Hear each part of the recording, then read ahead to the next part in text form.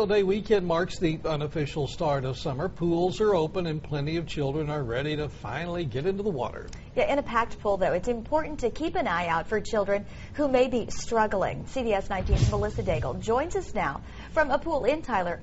Melissa, what are some of the signs of drowning?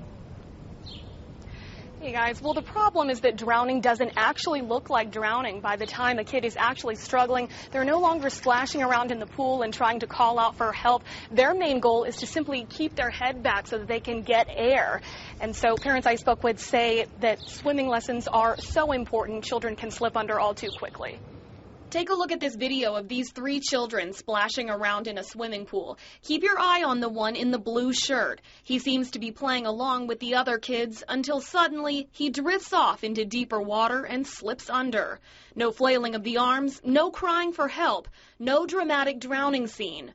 Luckily, this child was pulled to safety, but it just goes to show how quickly and quietly a drowning can happen. As soon as they were mobile, able to crawl even, we started swim lessons, very young age. Marcy Feliciano has a pool in her own backyard. She says those lessons are invaluable for her 3 little ones. We do have locks on each gate door, however, and sometimes we could forget to lock it or a sitter could forget to lock it, and it just takes a second. But she feels confident her daughters Julia, Ann, and Jenna would be able to flip over on their backs and swim to safety if they were in danger. I could kick my legs and do my arms.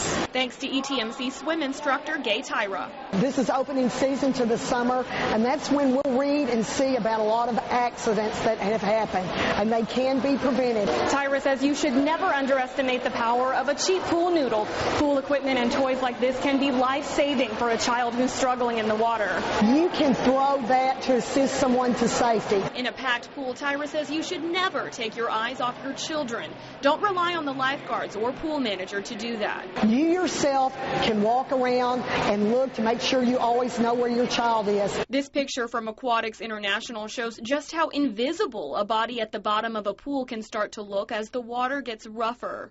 Fear will set in and they're totally paralyzed, and so you've got to get to them as soon as possible. She says it's never too early to get your child enrolled in swim lessons.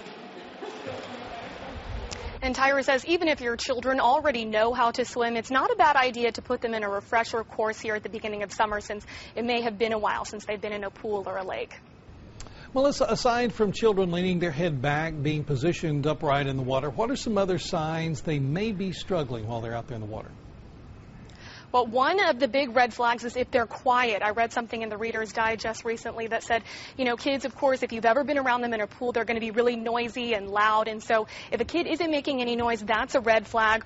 Also, as we mentioned before, if their hair is in front of their face or if their eyes are glossed over, a kid who's not struggling is going to be able to put that hair away and they're going to be able to look at you and focus in the eyes. And so if you call out to a child and the child is not responding, you need to absolutely call out for a lifeguard for help, throw them some kind of floating equipment like we mentioned in that story just now. And if the child does not respond, again, they're probably not okay. You can jump in after them, or don't be afraid to call 911 either, because it just can happen in just a split second. Live in Tyler, Smith County, Melissa Daigle, KYTX CBS 19 this morning.